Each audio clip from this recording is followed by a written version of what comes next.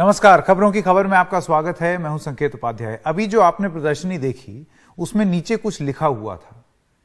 ये जो लिखा हुआ है यह हमारे सहयोगी परिमल कुमार ने लिखा है। मैं उनके पास जाना चाहता हूं। परिमल अब हमारे साथ जुड़ गए हैं। उन्होंने बयान करने की कोशिश की है जो मौजूदा स्थिति है इस देश में, उसको शब्दों के माध्यम से, कविता के माध्यम से। परिमल, सबसे पहले हमारे दर्शकों के लिए आपने क्या लिखा? आज सुबह से वो YouTube पर भी अलग अलग माध्यमों पर आपका लिखा हुआ जो है वो अब लोग देख पा रहे हैं, लेकिन मैं चाहूंगा कि आप एक बार वो शब्द दोहरा दें, क्योंकि वो शब्द पूरी तरीके से बयां करते हैं अभी की जो स्थिति है जो हम झेल रहे हैं, या अभी हम कहां आकर के खड़े हो गए। निश्चित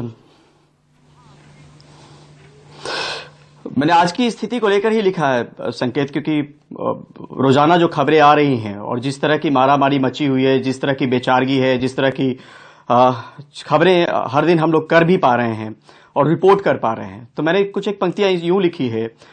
न दवा न हवा, दाखिले में भी मार है, लंबी लंबी कतार है, ये तो नरसंहार है। पूरी फौज जुटी थी, पूरा तंत्र खड़ा था, पर दूसरी लहर की खबर न थी, तो क्या सिस्टम सो रहा था। तो ये इसके जरिए मैंने बताने की कोशिश की है, उन तमाम पहलुओं को छूने की कोशिश की है जिससे रोजाना दो चार हो रहे हैं, तमाम पूरे देशवासी दो चार हो रहे हैं। तमाम राज्यों से इस तरह की रिपोर्ट आ रही है। ऑक्सीजन को लेकर दिक्कत आ रही है, दवाई को लेकर दिक्कत आ रही है, बिस्तरों को लेकर दिक्कत आ रही है, टेस्टिंग करवाने को लेकर दिक्कत आ रही है। कुछ चीजें इसमें नहीं समाई जा सकी क्योंकि टेस्टिंग में भी लंबी लंबी कतार है, लेकिन एक मोटे तौर पर जो मूलभूत समस्याएं लोगों को आ रही है आज, उसको मैंने बताने की कोशिश की है। और करीब साल भर से ज्यादा का वक्त बीत चुका है जब हमने कोविड की रिपोर्टिंग शुरू की थी, चीजों को देखा था, तरह तरह के फैसले लिए गए थे, इंपावर्ड ग्रुप्स बनाए गए थे, सबको जिम्मेदारी दी गई थी। ग्लोबली भी हमने देखा है कि दूसरी लहर आती है, तीसरी लहर आती है, लेकिन दूसरी लहर में हमारी व्यवस्था बिल्कुल चरमराई हुई है। उसी को बयां करने की कोशिश की है, उसी दर्द को बयां करने की कोशिश की है, जिससे दो चार वो तमाम लोग हो रहे हैं जो हॉस्पिटल में या तो किसी अपनों का दाखिला करवाना चाह रहे हैं या टेस्टिंग की कतार में खड़े हैं। तो इन लोगों के दर्द को एक तरीके से शब्दों के माध्यम से बताने की कोशिश की है। बिल्कुल बिल्कुल परिमल, शुक्रिया तो क्या बोलूं, क्योंकि ये एक स्थिति ऐसी है कि आपने शब्दों में पिरोया जरूर है, लेकिन ये बयान ये करता है कि हम एक जीती हुई बाजी हारते हुए दिख रहे हैं। जिस तरीके से परिमल थोड़ी देर पहले बता रहे थे कि पिछली बार का जो हमारा रिस्पांस था उसमें एम्पावर्ड ग्रुप भी बना था। एम्पावर्ड ग्रुप का मतलब ये होता है कि सरकार के वो लोग जो खुद फैसला ले सकते हैं, उनको हर चीज के लिए कैबिनेट की या प्रधानमंत्री की जरूरत नहीं है। इस तरीके की सारे बंदोबस्त हुए थे पहली बार व्यवस्था ज्यादा थी, पहली बार लोगों का कोऑपरेशन भी ज्यादा था, उसके बारे में सहयोग उनका ज्यादा था, उसके बारे में भी जिक्र बहुत होता है। लेकिन सरकारी तंत्र का जो रिस्पॉन्स है, सरकारी तंत्र किस तरीके से जवाब देती है, वो पहले ज्यादा देखने को मिल रहा था। उससे सीखने के बजाय दूसरी लहर में तो ऐसे लग रहा था हम सोए हुए थे। और देखिए, दो चीजें हैं इसमें। मैं चरण सिंह सापरा का स्वागत करना चाहता हूं, प्रवक्ता हैं कांग्रेस पार्टी के। अब से थोड़ी देर में विजय जौली बीजेपी के नेता भी हमारे साथ जुड़ जाएंगे। सापरा जी, दो चीजें हैं। एक तो यह है कि हम एकदम बेखबर थे कि एक दूसरी लहर आएगी और उस वजह से तैयारी नहीं हुई, ये तो एक बात हो गई। लेकिन चलिए, जो बीत गई सो बात गई, वो पहले नहीं कर पाए, अब तो कर लें। अब भी जो जवाब दिया जा रहा है, अब जिस तरीके से तंत्र जवाब दे रहा है इस चुनौती का, वो भी बड़ा लचर किस्म का लगता है। मसलन ऑक्सीजन की क्राइसिस। देखिए संकेत जी, दुर्भाग्यपूर्ण बात है, और जिस तरह से परिमल कुमार जी ने कुछ लाइनें पिरोई थी, उसी तरह से मुझे भी कुछ लाइनें याद आ रही हैं। सिस्टम बीमार, मरीज लाचार, दवाइयों का अकाल और ऑक्सीजन का आपातकाल।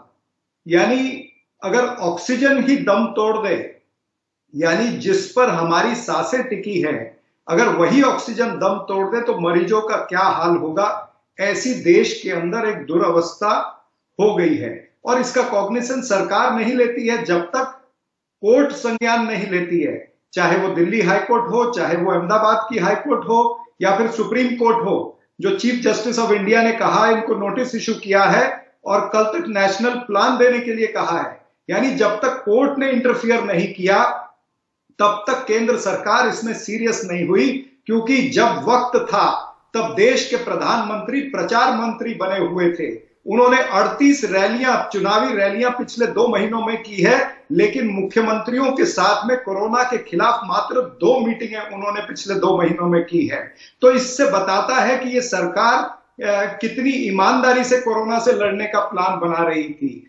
मैं यही कहना चाहता हूं कि इन्हें फर्क नहीं पड़ता ऑक्सीजन कम होने से या वैक्सीन कम होने से या रेमडेसिविर खत्म होने से, इन्हें फर्क नहीं पड़ता लाशें दफन होने से, इन्हें फर्क नहीं पड़ता कि शमशान घाट पर हवन होने से। ये निर्दयी सरकार है, ये मात्र वोट लेना जानते हैं। इन्होंने इतने दिन जब समय था तब इन्होंने मात्र अपनी चुनाव की तैयारी की, जो 5 राज्यों के चुनाव हैं उसकी चुनावी तैयारी की, कोरोना के खिलाफ लड़ने की कोई तैयारी इस सरकार ने नहीं की। इसीलिए आज ये दिन देखना पड़ रहा है कि लोग रो रहे हैं, बिलख रहे हैं, हॉस्पिटल के मालिक और डॉक्टर हाथ जोड़ रहे हैं, वो हाईकोर्ट को अप्रोच हो रहे हैं, मीडिया चैनल पर जा रहे हैं, वो सोशल मीडिया पर जा रहे हैं, कह रहे हैं कि हमारे मरीज मर जाएंगे आधे घंटे में, 2 घंटे में, गुहार लगा रहे हैं। बहुत सारे ऐसे भी अस्पताल हैं, जैसे मैं आपको नोएडा का हाल बता दूं, के लिए नहीं मिला। उत्तर प्रदेश में, लखनऊ में, नोएडा में, तमाम जगह ऐसी रिपोर्ट आ रही है जहां पर अस्पतालों ने बोल दिया हमारी ऑक्सीजन खत्म,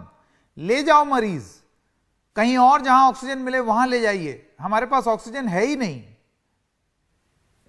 बिल्कुल यही परिस्थिति मैं कह रहा हूं कि उत्तर प्रदेश और आप दिल्ली की बात कर रहे हैं, ऐसी परिस्थिति कई जगह में है। खुद गुजरात, जहां से प्रधानमंत्री और गृह मंत्री आते हैं, वहां पर भी ऐसी परिस्थिति है। आपने देखा होगा कि कल वहां पर ऑक्सीजन सिलेंडर के लिए लाइन लगी हुई थी, कतार लगी हुई थी। सूरत में रेमडेसिविर हासिल करने के लिए सूरत के सिविल हॉस्पिटल के बाहर कतार लगी हुई थी। दमोह में, मध्य प्रदेश में दमोह में, वहां पर सिलेंडर चोरी होने लगे हैं। आज जींद के अंदर खबर आई है कि वहां पर रेमडेसिविर चोरी हो रही है। यानी देश के अंदर ये दवाइयों की और ऑक्सीजन सिलेंडरों की चोरी होने लगी है। ऐसा समय आ गया है, इस सरकार की कोई प्लानिंग नहीं थी। ये सरकार की विफलता और सरकार की नाकामी का, भारतीय जनता पार्टी से भी बात करना जरूरी है, उनका भी पक्ष जान लें। विजय जॉली जी भी हमारे साथ जुड़ गए हैं। जॉली जी, चरण सिंह सापरा जी का ये कहना है कि ये सीधे सीधे खराब प्लानिंग का नतीजा है। देखिए, कांग्रेस पार्टी के मित्र को मैं ये बताना चाहता हूं कि ये समय राजनीति करने का नहीं है और राजनीतिक पॉइंट स्कोर करने की बात नहीं करें।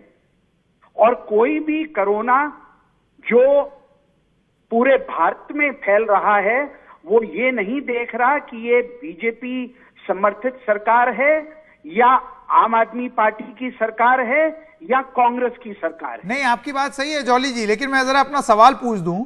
सवाल यह है कि देखिए, एक तो यह हुआ कि हम लोग सोए हुए थे बतौर प्रशासन, चाहे केंद्र हो चाहे राज्य हो, सब उसके लिए बराबर के दोषी हैं। किसी ने यह कल्पना ही नहीं की थी कि एक दूसरी लहर आएगी। दूसरी चीज, अब जब लहर आ गई उसके बाद हमारी किस किस्म की प्रतिक्रिया रही है? आपको नहीं लगता हमने कम से कम नहीं तो 20 दिन बर्बाद किए हैं? यही सारी चीजें जो आज हो रही हैं, ये 20 दिन पहले अगर शुरू हो गई होती तो आज ऑक्सीजन की किल्लत नहीं होती इस तरीके से। देखिए, मैं आपकी बात से इनकार नहीं कर रहा हूं, लेकिन आपको यह भी मानना पड़ेगा, जब देश के अंदर और विशेष तौर से दिल्ली जैसे शहर के अंदर जो देश की राजधानी है, अगर अप्रैल माह के शुरू में दिल्ली के मुख्यमंत्री ने अपनी जो ऑक्सीजन की मांग रखी थी केंद्र सरकार से, वो 300 मैट्रिक टन थी।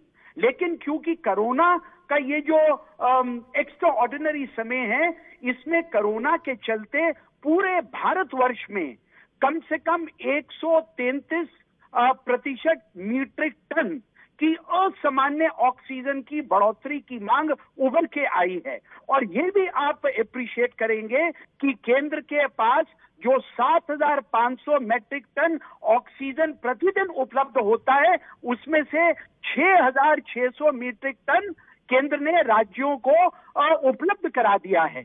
लेकिन क्या राज्यों की यह जिम्मेदारी नहीं थी जहां पर अस्पताल बनने चाहिए थे, जहां पर दवाइयों का नियंत्रण होना चाहिए था, जहां पर कोविड के बिस्तरों की व्यवस्था की जानी चाहिए थी, जहां पर वेंटिलेटर्स की व्यवस्था की जानी चाहिए थी। नहीं, इसीलिए तो मैं कह रहा हूं कि क्या राज्य और क्या केंद्र। और देखिए, सीधी सी बात है, आज की डेट में क्योंकि डिजास्टर मैनेजमेंट एक्ट लागू है, तो जाहिर सी बात है ज्यादा जिम्मेदारी केंद्र के ऊपर होगी।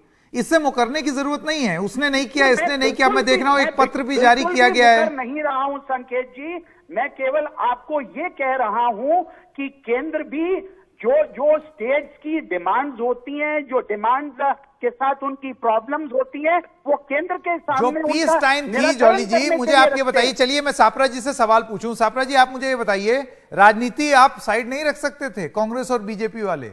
महाराष्ट्र और केंद्र की अगर बात कर लेते हैं, जब पीस टाइम चल रहा था, जब मामले बहुत कम थे, 8,000 9,000 कुल पूरे देश भर में थे, उस समय क्यों नहीं प्राइम मिनिस्टर और चीफ मिनिस्टर्स की मीटिंग होती थी, ये सोचते हुए कि आगे क्या कर सकते हैं, 2 दिन में कैसे फौरी राहत पहुंचाई जाए, इसको लेकर के क्या रणनीति होगी?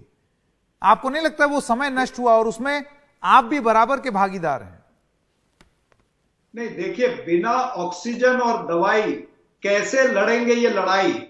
और ये डिजास्टर मैनेजमेंट एक्ट का आपने उल्लेख किया है, जिसमें सारा नियंत्रण जो है वो सेंट्रलाइज किया हुआ था, सब केंद्र सरकार के पास था। आपको पता है वैक्सीनेशन ड्राइव भी जो शुरू हुई, तो वो केंद्र सरकार के नियंत्रण में वो वैक्सीनेशन ड्राइव शुरू हुई है। अगर राज्य सरकारों को पीपीई किट चाहिए या कुछ भी चाहिए था, तो वो केंद्र सरकार उपलब्ध करा के दे रही थी। तो सारी चीजें केंद्र सरकार के पास थी। और अगर आप राज्यों की बात करते हैं, तो जैसे महाराष्ट्र का उदाहरण देता हूं, महाराष्ट्र सरकार का 90,000 करोड़ रुपया जीएसटी का अभी भी बकाया है केंद्र सरकार के पास। नहीं, मुझे आप ये बताइए, कितनी बार केंद्र और राज्यों की मीटिंग हुई पीस टाइम में?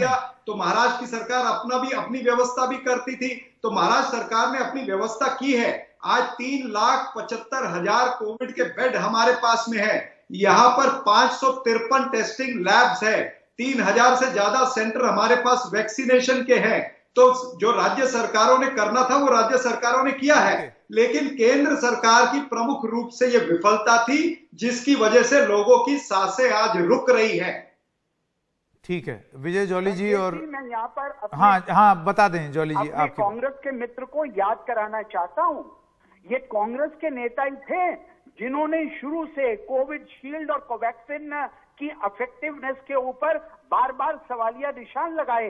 ये केंद्र सरकार थी जिसने कोविड शील्ड और कोवैक्सिन मैं इनका उत्तर देना चाहूंगा, उसके प्रोडक्शन को बढ़ोतरी देने का काम किया। इसलिए आज पूरे देश के अंदर 12,26,22,590 लोगों को वैक्सीन लगी है। और ये महाराष्ट्र की बात करते हैं, महाराष्ट्र तो आज उस कगार के ऊपर है जहां पूरा महाराष्ट्र इस कोरोना की आग से धू-धू करके जल रहा है। और महाराष्ट्र को नहीं धू-धू करके तो उत्तर प्रदेश भी जल रहा है। 6 करोड़ टीके दिए गए। धू-धू वाली हालत तो मध्य प्रदेश में भी है।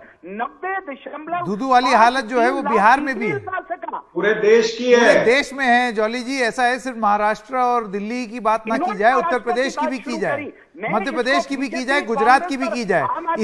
इसीलिए आप दोनों का बहुत बहुत धन्यवाद। इसीलिए सवाल सिर्फ यही पूछा जाएगा कि आरोप प्रत्यारोप के बीच में जो पहले प्लानिंग नहीं की वो अलहदा, अब तो कर लें, अब तो साथ में मिल करके बैठ करके एक समन्वय बना लें, क्योंकि हम हर रोज समय नष्ट कर रहे हैं। और रोज रिपोर्ट आ रही है कि पहले अस्पतालों में कुछ घंटे की ऑक्सीजन बची और अब बहुत सारे अस्पताल नोटिस चस्पा कर रहे हैं कि ऑक्सीजन है ही नहीं, ले जाइए।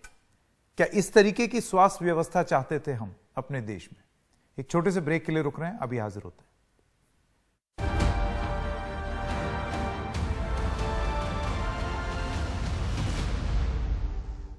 तो इस वक्त एक ब्रेकिंग न्यूज आ रही है कि बंगाल में चुनाव प्रचार पर रोक लगाया है इलेक्शन कमीशन ने। चुनाव आयोग ने बंगाल में प्रचार पर रोक लगाई है। रोड शो और पदयात्रा पर यह पाबंदी लगाई गई है। रैली, नुक्कड़ सभा सभी पर रोक लगी है। लेकिन आलोचना यह हो रही है कि अब जब 6 चरण निकल गए तब इलेक्शन कमीशन जागा है और उसके बाद ये सब चीजें रोकी हैं। इसका कितना प्रभाव पड़ेगा हम आपको बता दें कि अभी शाम को ही प्रधानमंत्री ने अपनी रैली भी कैंसिल कर दी, चुनावी रैली, और जेपी नड्डा और अमित शाह उनकी भी रैलियां कैंसिल हो गई हैं पश्चिम बंगाल में।